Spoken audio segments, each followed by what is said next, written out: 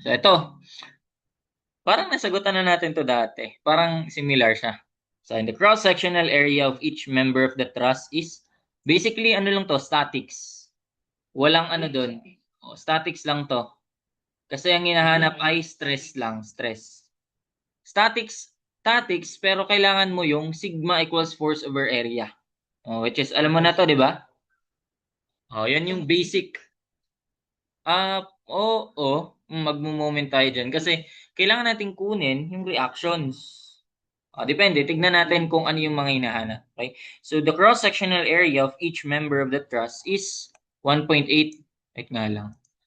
Okay, 1.8 square inches. So, calculate the stresses in member CE, DE, and DF. Okay, saan yan bandang mga yan? CE, ito yon. DE, ito yon. At ang DF, ito yon. So, ayan. So, kailangan natin i-calculate yung mga yan. So, indicate tension or compression. So, ang una kong masasolve dito ay si DF. Bakit? Kasi, pag kinuha ko yung reaction dito sa F, pag kinuha ko yung reaction dito sa F, ayan, upward yan. So, dalawa yung unknowns niya, di ba? Ito, tsaka to.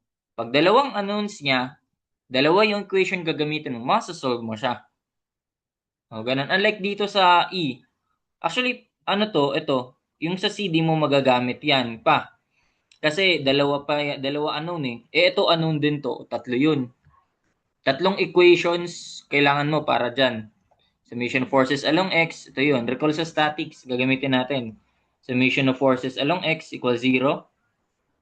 Summation of forces along y equals 0. And yung summation ng moment about certain point equals 0. So, ganun siya. So, kaya unahin ko yung madali. Kaya yun, una, spot mo muna alin yung dalawa yung lang yung unknowns. So, ayun nga, kapag nakuha ko na yung reaction dito sa F na vertical, makukuha ko na yung dalawa agad. Ito tsaka to. Masasolve ko to simultaneously. Na gets yan? Sige. So, una, moment tayo. Pangalanan ko tong FY. F sub Y kasi along Y axis. So, magmo-moment ako sa A. Magmo-moment ako sa A kasi pag hinge, 0 ang moment dun eh. So, pag nag-moment ako sa A, sinet ko equal to 0, masasolve ko tong unknown. Gagawin natin. Summation of moment about A equals 0. So, ganito lang yung technique dyan. Lahat ng pa-clockwise or counterclockwise, lahat ng counterclockwise, i-equate mo lang sa lahat ng pa-clockwise. Ganun lang. Okay, ano yung mga pa... Mm. Ako. Isa lang ang roller, ang hinge ang dalawa. Ayun, sige, recall natin yun. Ang hinge yung dalawa. May vertical and may horizontal. Pero, ang tanong, may horizontal ba to? Wala kang nakikitang horizontal na external, di ba? So, wala rin siya. Kahit wala yan, wala na yung isang yan. Ay, nawala tuloy lahat. Yung isa lang yung wala. Yung horizontal, zero na to. So, na totally wala, pero zero siya. Pero dapat meron siya. Walang external force na horizontal. Kung ever may force dito, may pag ganyan kang force, eh di magkakaroon ng horizontal reaction dito. Ganun lang. Balance lang. Okay, so FY tayo. Moment tayo at A. So, ano yun? Dalawa lang naman yan eh.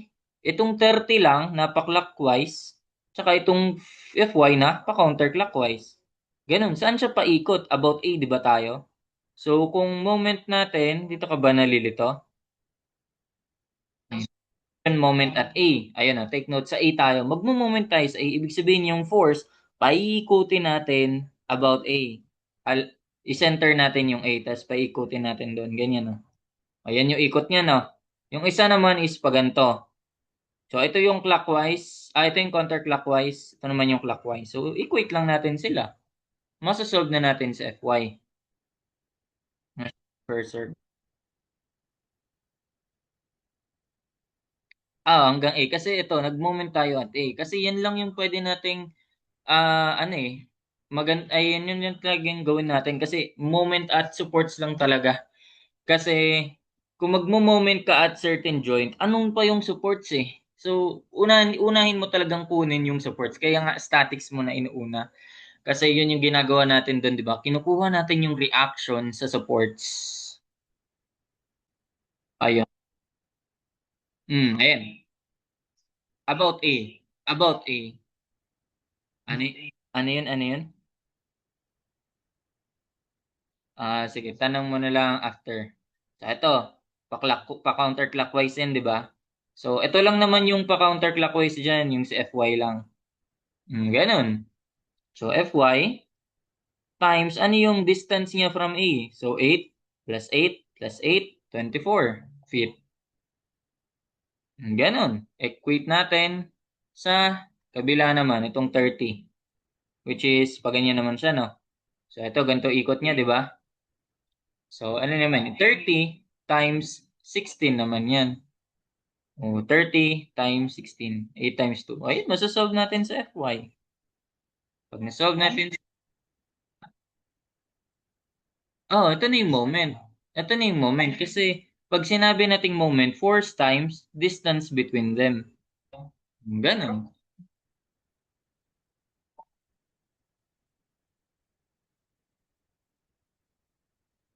Anong 8 plus?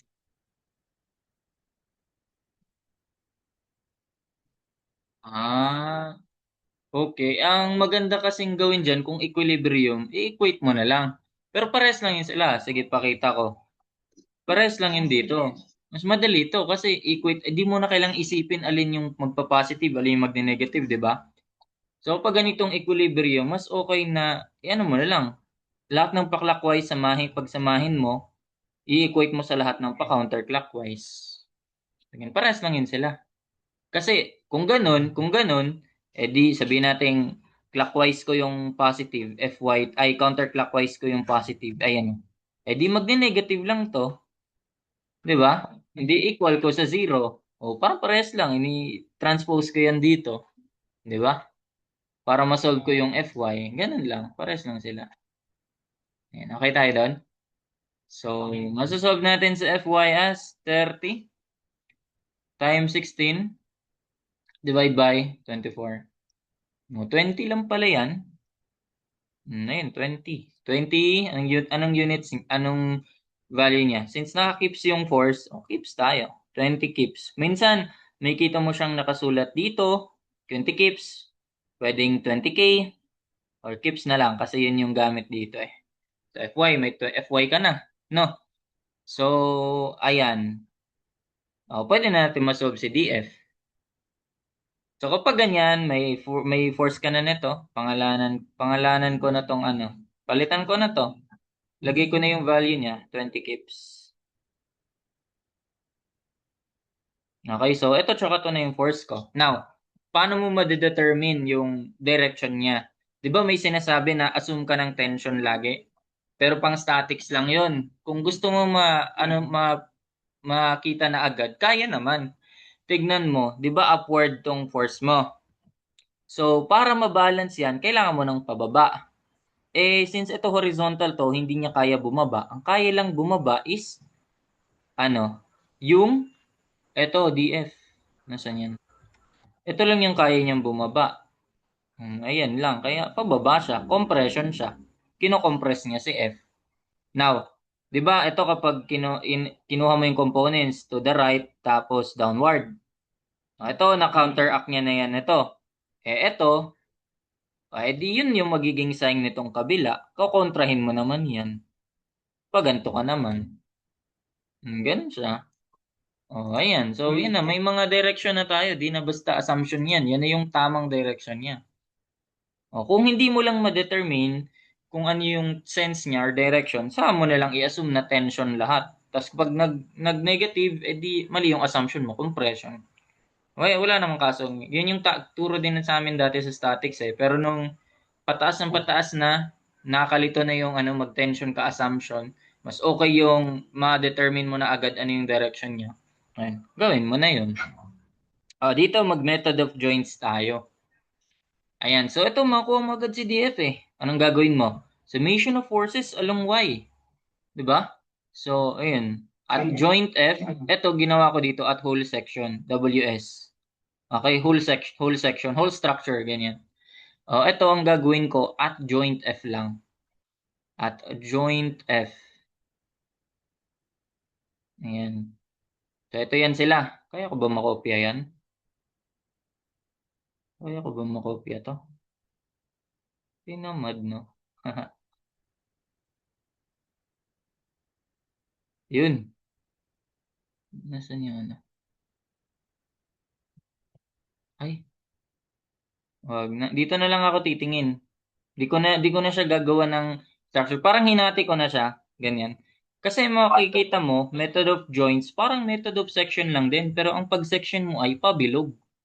Diba? So, ayun. Ang tanong dito, paano mo makuha yung angle nito? Ito, kapag may given ka na ganito, wag ka na mag-angle. I-simplify mo na lang yan. Parang ganito. Gagawa ka ng triangle. Alam mo yung sa slope? 'Di ba 6/8 yan? Kung familiar ka na sa triangle na yan, pag sinimplify mo kasi yan, magiging 6/8. Tamo. 3/5, 3/4 yan. 3/4. So, yan yung simplest form niya. So, yung 6, yung 3, tatapat ko sa 6 kasi yan yung simplest form niya. So, 3, tapos 8 sa 4. Kasi parang 6 divided by 2, 3. 8 divided by 2, 4. Ano to? 5, di ba? 3, 4, 5. Familiar ka na yan sa triangle na yan? 3, 4, 5 triangle.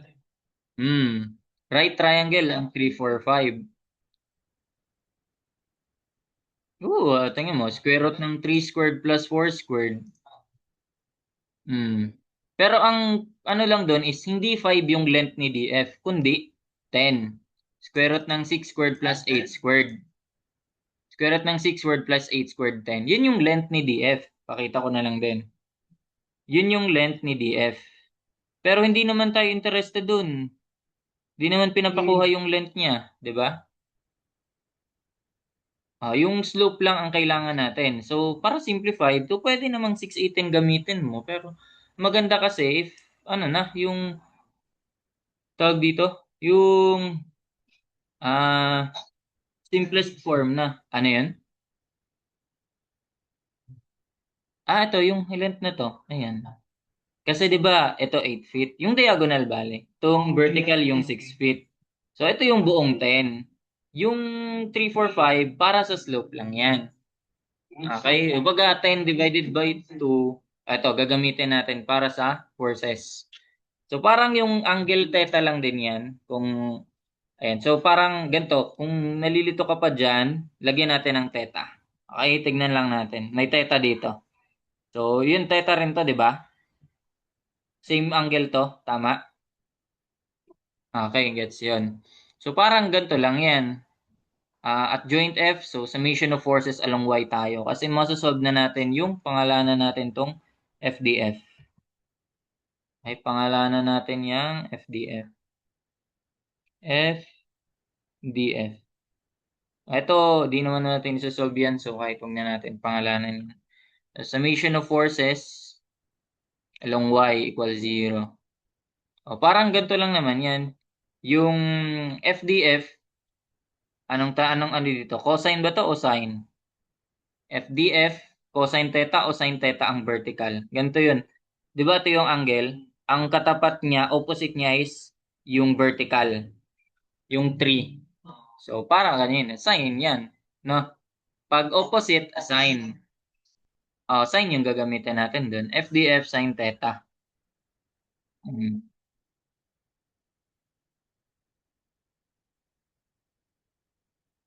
Ano yun?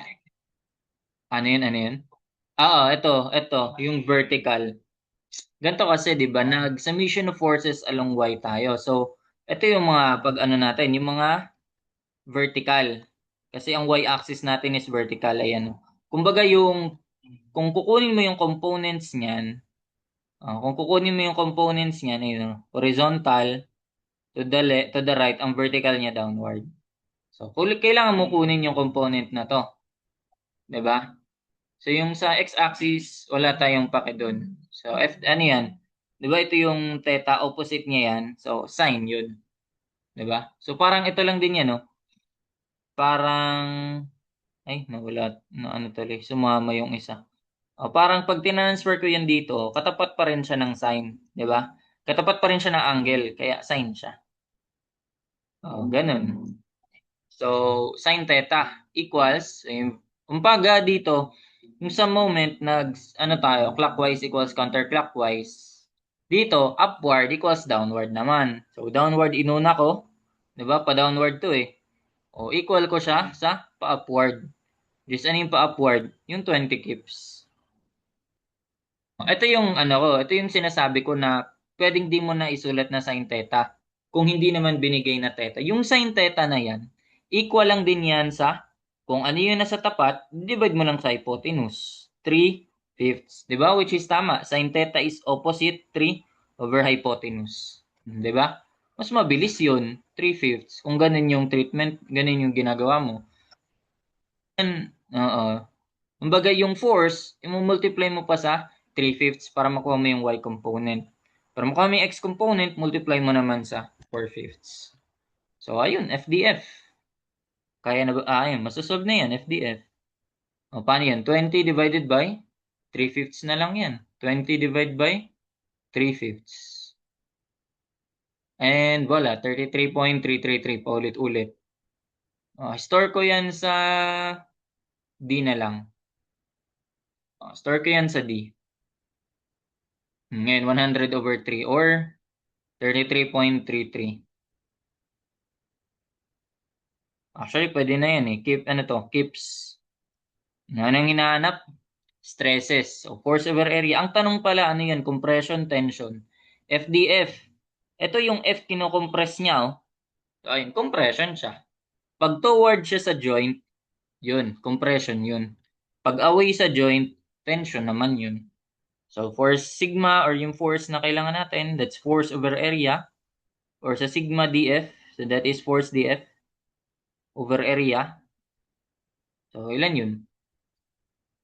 Force, ito kips over area. Area I, 1.8. Nasaan yan? 1.8. Ayan, so, 18.5. Di ba? Same tayo. Gets yan? 8. Ano yun? Ito. Given yun, no? Given yun, eh. Cross-sectional area of each member. Each member, so lahat yan. Lahat yun 1.8 ang area. So 18.5. Ang unit nito ay kilopounds per square inch. So in short, kips inch square, kips inch squared, kips square inch. So KSI. Yun na yun. Kaya KSI ang tawag. Kilopounds per square inch. So ayan, yun yung unang nating nakuha. Ayan, so gets yun? For DF. Sunod, CE at DE. Ang CE, ito yun. Ang DE, ito yun.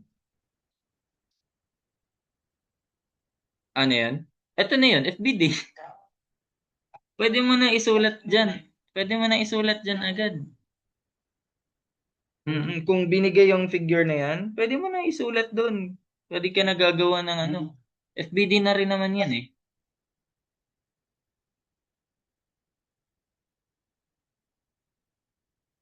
Mm. Ayun yung sabi ko kanina na ano, na pwede mo assume na tension lahat. Ito pala, pwede ko ata makopya eh. Yan. Kung gusto mo FBD lang, yan lang, ganyan lang. Ganyan, sige. So, lagay ko. Kinopya na lang. Yan yung adjoint F. Tanggalin ko na tong 10. Wala na yan eh. Hindi naman natin kailangan yan. Ito lang kailangan natin. Ganyan. Yan lang siya. Adjoint F. Ganyan lang yung FBD. Ito yung joint F. So, ito yung 20 KSI, ay kilopounds. FDF, may value na tayo dyan. So, ito, di natin kailangan. Pero, pwede nating isolve para makatulong sa pag-solve natin. Kailangan natin siyang isolve para makatulong sa pag-solve natin dito, tsaka dito. Diba? Kasi pag na-solve na natin to, pwede nating isolve to. Ganon. Ayun pala, pwede na rin pala to. Pwede tayong mag-joint D naman. Kasi na-solve mo na tong FDF. Kung compression siya dyan, compression din siya sa kabila. Kumbaga, parang ganito. Compression din siya dito. Tanggalin ko na to. Tanggalin ko lang para ano. Ayan, di ba? Compression siya dyan. Compression din siya dito. Then, equal yan sila. Yun na rin yung force nun. Yan yung FDF. May value ka na niyan. Di ba? Yan na yun eh. FDF din yan eh. FDF din yan. FDF yun sila. Force DF. May value ka na niyan. Nakastore na yan. Oh, dalawang unknowns. E di masasolve mo. Di ba? Masasolve mo siya. Dalawang unknowns. Pero hindi agad-agad. Kasi yung isa, unlike kanina na horizontal, pwede mo i-neglect. Ito, may vertical na rin siya. So, ayun. So, focus tayo at joint D. So, ayan. Alam mo compression to. Ito yung sabi ko. Di ko masasabi alin dyan yung tension or compression. Kaya ang gagawin ko, assume ko tension sila parehas. Ganun yun. Hindi ko masabi eh. 'Di ba? Unlike kanina, masasabi ko agad na ano siya, anong direction niya.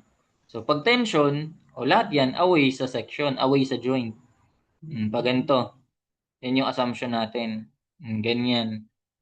So, ito, applicable pa rin yung angle sa kanya, yung 3-4. So, ito, ang tanong, 6-8 din naman yan, di ba? So, 3-4-5 pa rin yan, di ba? Parehas lang sila eh, 8-6. Oh, 8 din to, di ba? So, 3-4-5 din to. 3-4-5 din to. Pwede mong gamitan yan. Oh. 3-4-5, katapat 3, katapat ni 6, 4, tas 5. Ayun. So, ayun. Ang una kong makukuha pala dito ay pwede kong isolve sila para gamitan natin ng systems of equation, yung Caltech. Solve natin simultaneously, parang ganun. So, at joint D naman tayo. At joint D. Okay, so una, summation of forces along X equals 0. Sunod, summation of forces along Y. Ano mga pa-X natin dyan? Ito, pa-left to, di ba? Ito rin pa-left. Ayun pala. Maisip ko pala. Pwede ko pala ma-assume na kung ito pala makikita mo eh. Kung ito, ang component niya is upward to the left, tama? So, para ma-counteract niya tong ito, di ba? Kailangan mo ng force na pa-right. Eh di ano lang yung kaya mag-right? Pwede to. Pwede pala.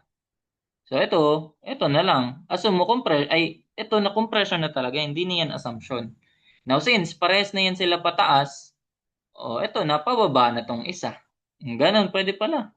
Pwede mo ma-assume. Pero kung ginawa mo yung tension lang, mapapalabas mo na compression talaga tong BD.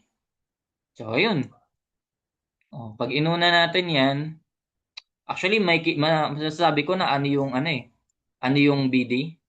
Masasabi ko na agad. Symmetrical sila eh. Parehas lang yan kay FD.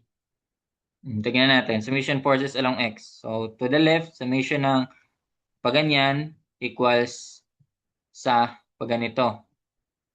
To the left equals to the right. To the right equals to the left. Ang to the right ay ito. Diba? Yung FBD. Ayun, FBD. Now, since X yan, along X yan, alam na, di na ako mag-cosine sign. Ito na ako. Diba?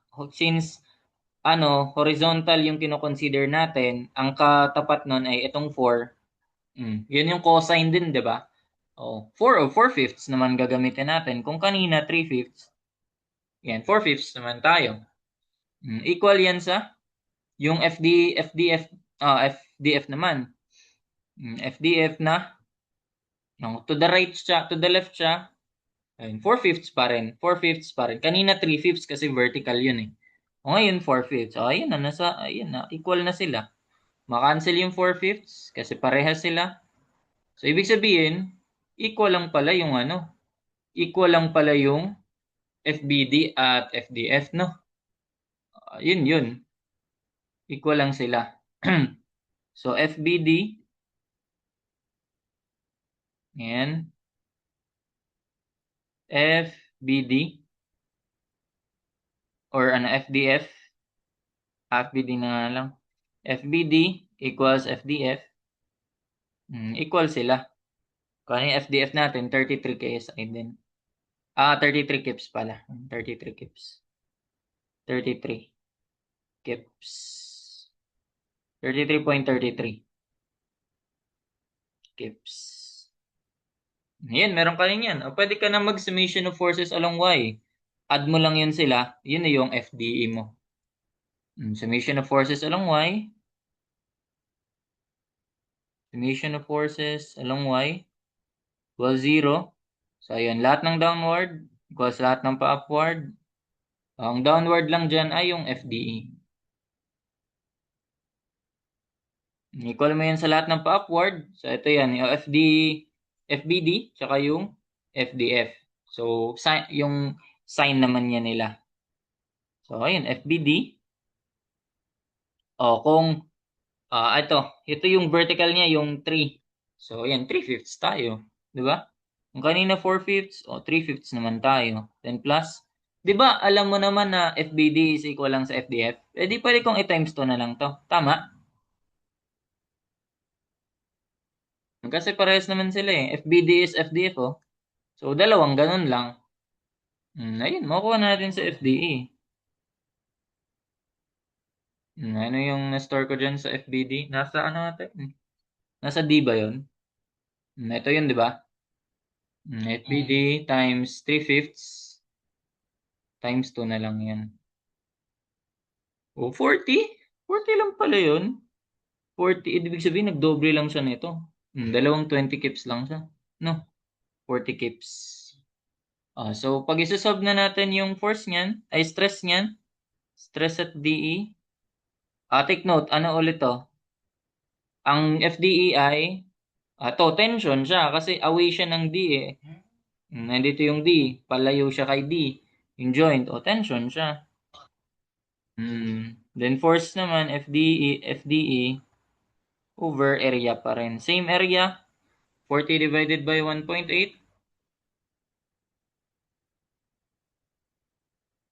Ayun, 22.2. Ano yun?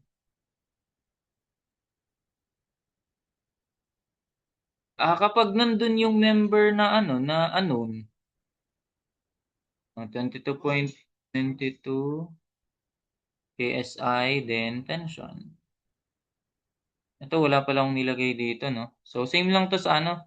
Kung ano yung force niya, anong nature ng force niya, ganun na rin yung sa stress. Yung area, wala namang sinasabi yun.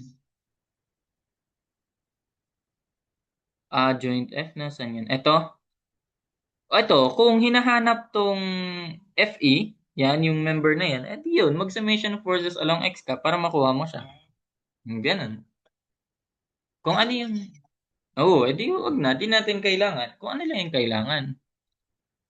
Di ba, nasolve na natin. Ito yung kailangan natin eh. So, meron na tayong FD, DF, tapos yung DE.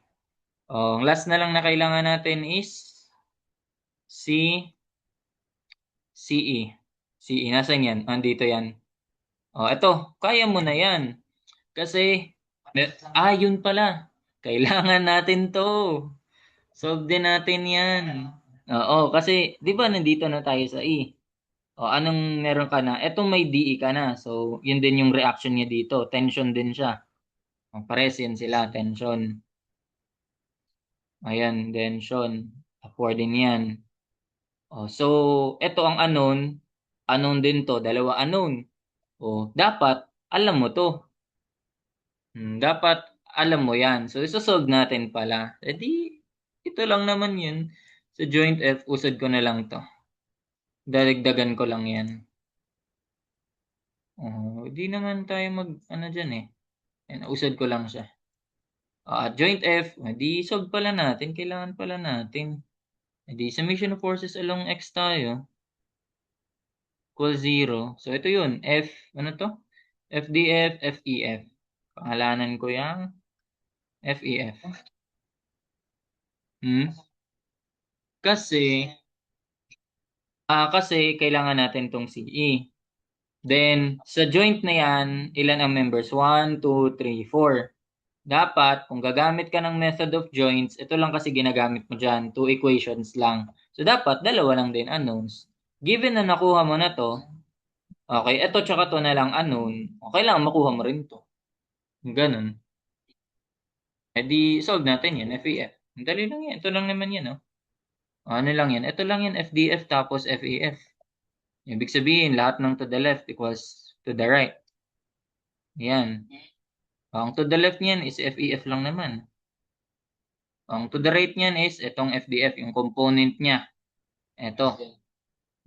So, FDF times, 4/5, 3/5.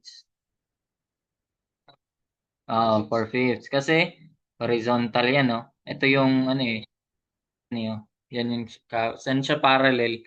Yan yung solve natin. So, meron tayong FEF. FEF lang kukunin natin. FDF, yan yung di ba? 33. Naka-store yan sa D. Tama ba? Tapos, times mo lang sa 4/5. Yun. Ito, 80/3. 26.67. Wala na naman cursor ko. Ayun, 26.67. Ano to? Tension compression. Tanong kita. FEF. Yes, kasi palayo siya sa F. Ganun lang. Tension. Pero, towards, ganito na yung ito yung compression, yung BD, di ba? Yung BD natin ay compression. Di ko pala nilagyan dito. BD compression. Yung tinuturo niya yung joint. Compression yan. BD. Ayan, FBD, DF, present sila compression. Ayun, so meron na tayong FEF.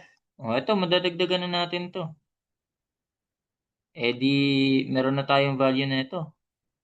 Ayan, so ito tsaka to na lang unknown, di ba? Masasolve mo na yan. Kasi at joint E, may tatlo kang force ito. Actually, hindi mo pala kailangan. Hindi mo kailangan. Oo. Kasi vertical pala yun, horizontal pala yun. Ito lang hinahanap. Pero kung hinahanap to, kailangan mo to. Ganun. Okay? So, ayun. Dinagdag lang natin. Sinolve lang din natin. Oo. Sinolve lang din natin. So, ayan. Tingin naman tayo at joint E. So, ito yung joint E. Ayan. So, tingnan mo. Kung isa-solve mo yung kukunin mo yung CE, di ba yung hinahanap? Vertical naman yun eh. Vertical tapos, ayan. Then may isa kang vertical na. So, ayun. Pwede kang gumamit ng summation of forces along vertical na lang. Kasi given naman na to, then makukuha mo to. No need na yung horizontal pala. Okay, so pwede mo siya makuha. So, then, since ito, tingnan mo, upward yan, no? So, para mabalance siya, kailangan mo ng downward. So, tension pala tong CE. So, ayun. Ibig sabihin, at joint E, pwede ka na lang mag-summation of forces along Y. Then, ito, same pa rin naman, 6/8, di ba? 3/4/5 lang din yan. Di ba? 3/4/5 lang yan, yung kanina. Walang mababa. 3 to, 2, 4, ito 5. So, ayun. Ibig sabihin, at joint E, ito, tsaka yung 30 kips. Baka makalimutan mo yung 30 kips. Yun yung dadagdag. So, dito ko na lang ilagay sa gilid. Ayan. At joint E, lipat ko na lang ito mamaya para makita lang. At joint E, summation of forces along Y na lang tayo. Equals 0. So, ano yung meron yan? Sa lahat ng pababa equals lahat ng pataas. Ang pababa dyan ay 30 tsaka itong FCA lang. Yung 30 plus yung FCE. Ano yan? 4/5, 3/5. FCE. Vertical. 3/5, 4/5. Ha? Yes, 3/5 yung vertical. Ayun, 3/5. And then, equal na lang yan sa, ito, pababa, pataas, yung FDE. Ano ulit yung FDE? Yan ba yung 40? Di ba? Yan yung 40, di ba? 40. Okay, di masolve na natin yan. So, that will be, gawin mo lang 40, lipat si 30, to, maging minus, di ba? Minus 30, then, di ka tayo, wag na mag-shift solve, parang papaalipin naman sa shift solve. O, divide mo na, para makuha mo yung FCE, divide mo lang ng 3/5. O, divide mo by 3/5. So, yan na yung CE, 16.67 FCE. O, compression yan, tension. Nabanggit ko na yun kanina. Keeps kasi away from the joint. Ayun, then kukunin natin yung force niya, stress niyan. For CE, lower area, that will be answer divided by 1.8. Ayun, 260, no? 9.26? 9.26 kilopounds per square inch. Then, tension ang force, tension din ang stress. Ayan, yun, nasolve na natin yung lahat ng kailangan.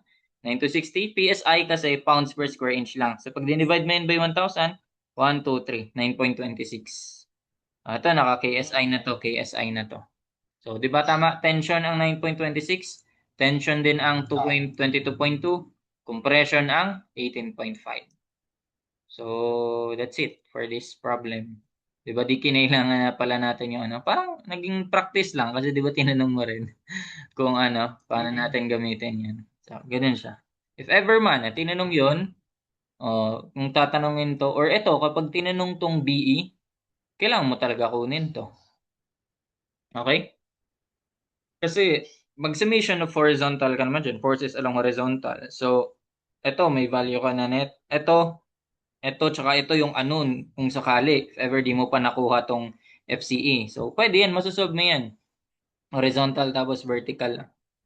Kasi, ito, makukuha mo yan. So, then, ito, given na to. Then, may 30 kips ka. So, ayun. Okay tayo dyan. Si, number 2. Okay.